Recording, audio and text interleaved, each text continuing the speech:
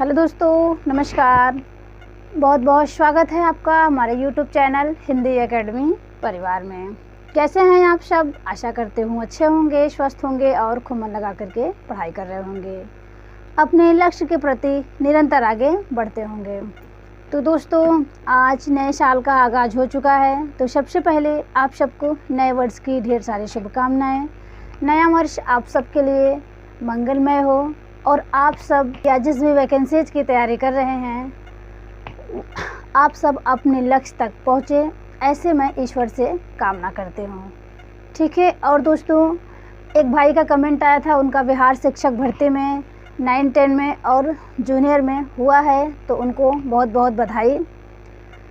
और एक बहन का कमेंट आया था कि बिहार शिक्षक भर्ती में मेरा नहीं हुआ, कुछ समझ में नहीं आ रहा है। तो अगर वे मुझे सुन पा रही हैं तो ये मैं उन्हीं के लिए बोल रही हूँ कि निराश न हों, आप अपना मेहनत जारी रखें, तैयारी करते रहें, अपना कर्म करें, फल की इच्छा मत करें। ठीक है। सही समय होगा जब हमें मिलने का होगा आपको, तो ईश्वर ज़रूर देंगे। जिस दिन मेहनत पूरी हो जाएगी उस दिन सफलता भी मिल जाएगी। ठीक है। तो इसलिए बहन, आप आज के दिन अपने आप से दृढ़ संकल्प लीजिए और अपने समय को यूँ न ज़ाया कीजिएगा। जो भी समय मिले, काम काज से टाइम मिले, तो वो आप पढ़ने में लगाइएगा और जी जान से मन में विश्वास लेके जिस भी ईश्वर या इष्ट को आप मानती हो उन पे विश्वास करके, अपने आप पे विश्वास करके आप जी जान से तैयारी करिएगा, प्रैक्टिस लगाइएगा, रिवीजन करिएगा। इस बार आपके को सफलता ज़रूर मिलेगी। ठीक है। तो बस मैं यही कहना चाहूँगी, कोई भी भाई बहन निराश ना हो, बस वे तैयारी करते रहें। समय से पहले भाग्य से ज़्यादा कुछ नहीं मिलता। ठीक है। जब सही समय आएगा, जब मिलना होगा तो ज़रूर मिलेगा। और देखिएगा, सफलता यूँ मिलेगी, आपको पता भी नहीं चलेगा। फिर बाद में आप सोचेंगे कि हमने नहीं सोचा था, कहेंगे भी कि मेरा यहाँ हो जाएगा। ठीक है। सफलता मिलने के बाद ऐसे लगता है, जब तक नहीं मिलता है तब तक मन में आशाएं निराशाएं लगी रहती हैं, लेकिन हमें हमेशा आशावादी बन के अपनी तैयारी करनी है, निराशावादी नहीं। ठीक है। तो चलिए पढ़ लेते हैं कुछ। देखिए, जो भी भाई बहन चैनल पे पहली बार हैं, वे चैनल को सब्सक्राइब अभी तक नहीं किए हैं तो वे चैनल को सब्सक्राइब कर लें, बेल आइकन प्रेस कर लें, जिससे हमारे वीडियोज़ की हर नोटिफिकेशन उन्हें मिल जाया करें। चलिए आज की क्लास को कंटिन्यू करते हैं। और एक बात और दोस्तों, हम कह रहे थे कि आप यूपी टीजीटी पीजीटी के साथ साथ आप बिहार स्टेट की भी तैयारी करते रहिए। जिन भाई बहन ने अभी तक फॉर्म को फिल न किया हो, वे फॉर्म भर दें। ठीक है। बिहार स्टेट के लिए, क्योंकि तभी वे 9-10 का एग्ज़ाम दे पाएंगे। अगर वे पीजी किए होंगे तो वे 11-12 का भी दे पाएंगे, तो उसका भी आप फॉर्म डाल दीजिए। ठीक है। ये सबसे सुनहरा मौका है आप सबके लिए 2024 में नौकरी पाने का। तो जो सामने लगा हुआ है, पहले हम उसी की तैयारी करते हैं। ठीक है। हमारा ये जो यूपी टीजीटी पीजीटी में पूछा जाता है, वही आपका ये स्टेट, आपका ये बिहार शिक्षक भर्ती में भी पूछा जाएगा, तो उसको भी हम टारगेट करते हैं। और सामने मैं आरओ की व्याकरण, जो सामान्य हिंदी की का एग्ज़ाम होता है, मैं उसको भी लेके चल रही हूँ। तो ये सभी जो तथ्य हैं, ये व्याकरण जो है, हिंदी व्याकरण, ये सभी आपका वहाँ पे भी मिलेगा और हमें आरओ में मिलेगा। तो इन सब की तैयारी हम एक साथ कर सकते हैं। ठीक है।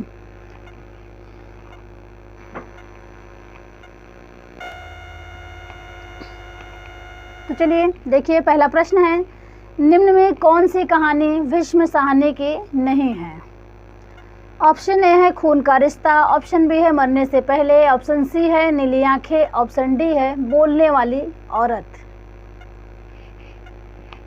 तो देखिए, हमने आज कुछ नए प्रश्नों को रखे हैं, आप लोग ध्यान से पढ़िएगा। और जो भी भाई बहन चैनल पे पहली बार हैं, वे कॉपी पेन लेके बैठें। जो नए प्रश्न बताऊं उन्हें भी वे नोट करते चलेंगे।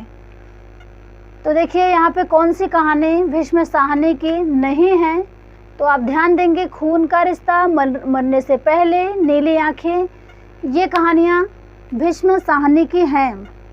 ये जो बोलने वाली औरत है यही आपका नहीं है, तो राइट आंसर ऑप्शन डी। ये किसका है बोलने वाली औरत?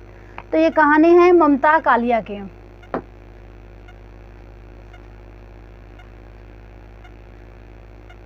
ठीक है, आप लोग ध्यान देंगे, बोलने वाली औरत कहानी ममता कालिया की है। चलिए प्रश्न 2 देखते हैं।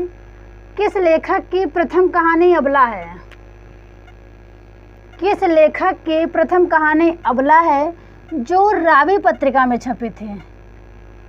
अबला कहानी प्रथम कहानी है, किस लेखक की है, वो किस पत्रिका में छपी थी? तो रावी पत्रिका में छपी थी। ये भी आपको ध्यान रखना है। ऑप्शन ए है भीष्म साहनी, ऑप्शन बी है फणीश्वरनाथ रेणु, ऑप्शन सी है विष्णु प्रभाकर, ऑप्शन डी है शेखर जोशी। तो देखिए यहाँ पे अबला प्रथम कहानी है भीष्म साहनी की। ठीक है, अबला कहानी भीष्म साहनी की, और भीष्म साहनी की और भी कहानियाँ आप लोग जानते होंगे, जैसे निशाचर, भाग्य रेखा, वांगचू, पाली, डायन, निशाचर, ये भीष्म साहनी की प्रथम कहानी अबला रावी पत्रिका में छपी थी। ऑप्शन बी फणीश्वरनाथ रेणु, ये आंचलिक उपन्यासकार हैं, आप लोग जानते होंगे, और इनके उपन्यास हैं जो आंचलिकता से परिपूर्ण हैं, जैसे मैला आंचल 1954 में है, और पढ़ती परिकथा है, दीर्घ तपा है, पलटू बाबू रोड है। ठीक है, विष्णु प्रभाकर की एक चर्चित रचना है दोस्तों अर्धनारीश्वर। अर्धनारीश्वर विष्णु प्रभाकर जी ने भी लिखा है और दिनकर जी भी ने लिखा है, तो आप ध्यान रखेंगे। और आवारा मसीहा, इनकी याद रखेंगे, रचना बहुत पूछा जाता है। शेखर जोशी की बात करूं तो दोस्तों शेखर जोशी की भी दाजियों और ये यत्र तत्र सर्वत्र, जीप पे सवारी लिया, ये सब इनकी व्यंग रचनाएं। हम भ्रष्टन के भ्रष्ट हमारे, ये निबंध है। ठीक है, आगे देखते हैं। निम्न कहानी व कहानीकार का जोड़ा असत्य है। प्रश्न 3 देखिए, निम्न कहानी व कहानीकार का जोड़ा यहाँ पूछा है असत्य है, तो यानी वो कौन सी कहानी है और उनके कहानीकार सही नहीं है। ऑप्शन ए देखिए, उसने कहा था चंद्रधर शर्मा गुलेरी की कहानी है, उसने नहीं कहा था शैलेश मटियानी की कहानी है, तुमने कहा था ये नागार्जुन का है, मैंने कब कहा धर्मवीर भारती की कहानी, तुमने क्यों नहीं कहा कि मैं सुंदर हूँ, ये यशपाल की कहानी है। तो राइट आंसर करिए। ये दोस्तों मिलते जुलती रचनाएं हमने एक जगह कलेक्ट किया है ताकि आप भूलें ना, और ऐसे प्रश्न एग्ज़ाम में आ जाते हैं तो हम कंफ्यूजन में आके गलत कर देते हैं। तो देखिए, उसने कहा था ये चंद्रधर शर्मा गुलेरी का है, सही है। ऑप्शन सी तुमने कहा था ये नागार्जुन का, ये भी आपका राइट है। उसने नहीं कहा था शैलेश मटियानी का, ये भी सही है। और तुमने क्यों नहीं कहा कि मैं सुंदर हूँ, ये आपका यशपाल, ये भी सही है। नागार्जुन, चंद्रधर शर्मा गुलेरी और शैलेश मटियानी सही है। मैंने कब कहा, यही आपका असत्य हो जाएगा, ऑप्शन डी सही। फिर क्या होगा, देखिए मैंने कब कहा, ये धर्मवीर भारती का नहीं है, तो है किसका, ये भी आप नोट करिएगा। ये है सर्वेश्वर दयाल सक्सेना का, सर्वेश्वर दयाल सक्सेना। दोस्तों इनकी नाटक बहुत से पूछी जाती हैं, इनकी काव्य रचनाएं बहुत से पूछी जाती हैं, तो आपको ध्यान रखना है। एक बार सुन लीजिए, इनके नाटक हैं बकरी, अब गरीबी हटाओ, कल भात आएगा। ठीक है, और ये काव्य रचनाएं हैं एक सूनी नाव, बांस का पुल, काठ की घंटियाँ और गर्म हवाएं। ठीक है, तो इनकी ये सब रचनाएं हैं, बांस का पुल, गर्म हवाएं और एक सूनी नाव, ध्यान रखेंगे, सर्वेश्वर दयाल सक्सेना के। और जो बकरी इनका नाटक है वो आपका जनवादी नाटक है, ये भी पूछा जाता है। आगे देखते हैं, भीष्म साहनी की कहानी कला आलोचनात्मक रचना के लेखक हैं। भीष्म साहनी की कहानी कला आलोचनात्मक रचना के लेखक हैं डॉक्टर संजीव कुमार, रामदरस मिश्र, विश्व प्रभाकर, शेखर जोशी। तो देखिए यहाँ पे भीष्म साहनी की कहानी कला ये आलोचनात्मक रचना है। तो यहाँ पे राइट आंसर हो जाएगा आपका option A, doctor Sanjeev Kumar. ठीक है, डॉक्टर संजीव कुमार की रचना है कौन? भीष्म साहनी की कहानी कला। चलिए आगे देखते हैं। देवनागरी लिपि को संस्कृत लिपि किसने कहा?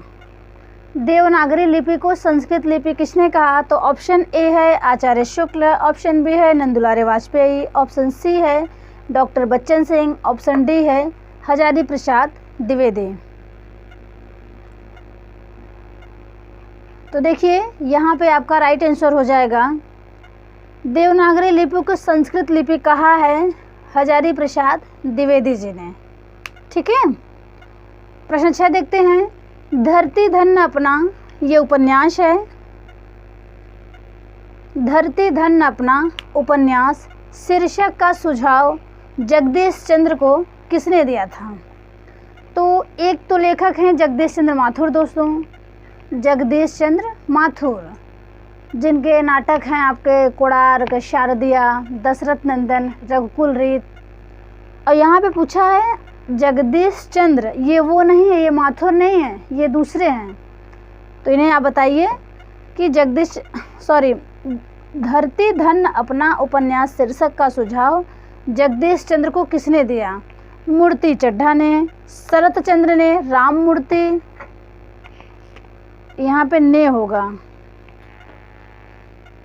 शरत चंद्र ने और मूर्ति चड्ढा ने, या किसी ने नहीं? बताइए। धरती धन अपना उपन्यास शीर्षक का सुझाव जगदीश चंद्र को किसने दिया? मूर्ति चड्ढा ने, शरत चंद्र ने और राममूर्ति ने, किसी ने नहीं।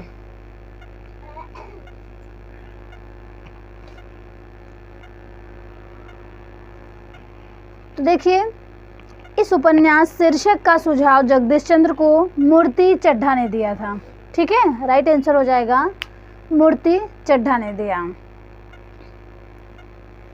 और दोस्तों ये जो धरती धन अपना उपन्यास है, इसकी पहली प्रति मखमूर को भेजी गई थी पढ़ने के लिए। ये भी आप नोट करेंगे कि धरती धन अपना उपन्यास की पहली प्रति सबसे पहले पढ़ने के लिए मखमूर को भेजी गई थी। ठीक है, तो स्क्रीनशॉट लीजिए, फिर आगे बढ़ें।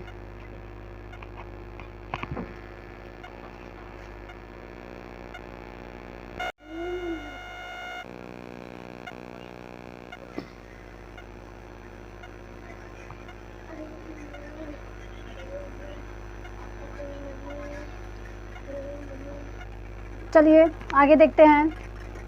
निम्न में कौन सा शब्द तत्सम नहीं है? आँख, नयन, दृग, लोचन।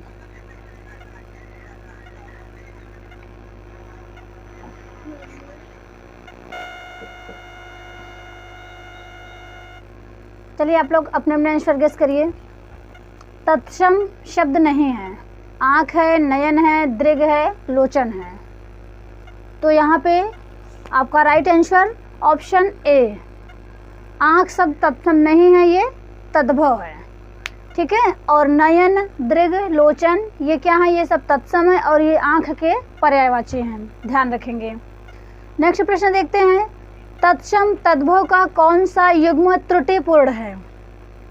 तत्सम तद्भव का कौन सा युग्म त्रुटिपूर्ण है? ऑप्शन ए है क्षीर का खीर, ऑप्शन बी है दुग्ध का दूध, ऑप्शन सी है घृत का घी, ऑप्शन डी है दही का दही।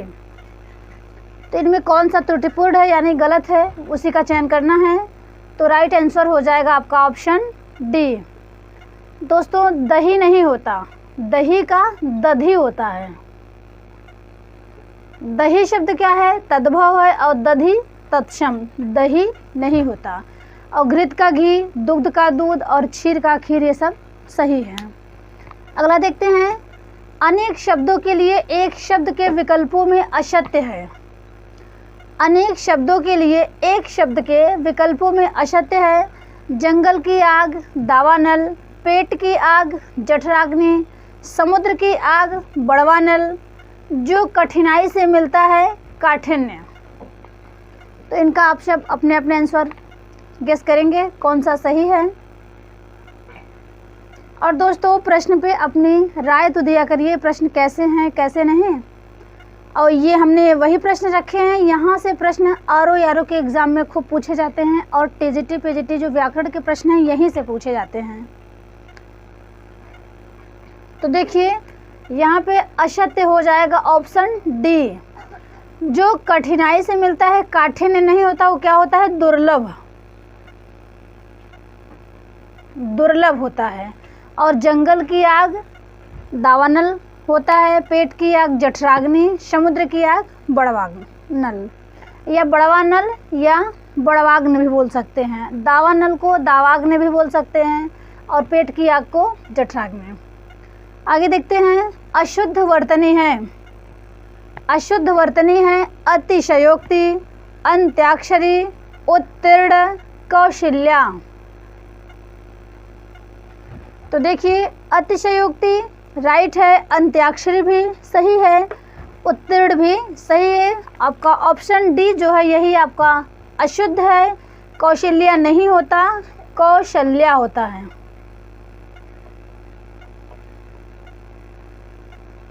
कौशल्या, ठीक है। और बाकी ये सब शुद्ध हैं। अगला देखते हैं, निम्न में सिंह का पर्यायवाची किस विकल्प में है। निम्न में सिंह का पर्यायवाची किस विकल्प में है। मृगेंद्र, केहरी, नाहर, शार्दुल। ऑप्शन ए है। कुसुमसर, अनंग, मार, स्मर। ऑप्शन बी है। कासार, पोखर, पद्माकर। ऑप्शन सी है। कुंभ, गत, वारण, द्वीप, करी। ये आपका ऑप्शन डी है।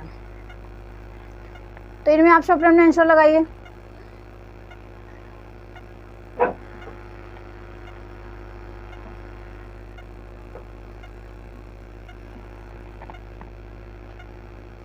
तो देखिए सिंह का पर्यायवाची किस विकल्प को इंगित करता है, तो मृगेंद्र, केहरी, नाहर, शार्दुल।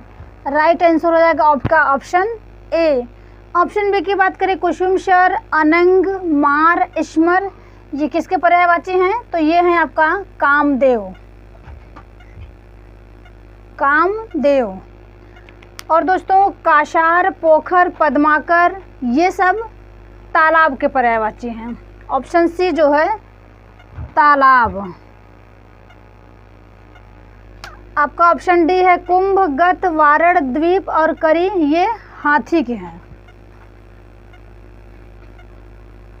ये हाथी के पर्यायवाची हैं। ठीक है, चलिए आज का ये अंतिम प्रश्न है, बस आज यहीं तक देखेंगे।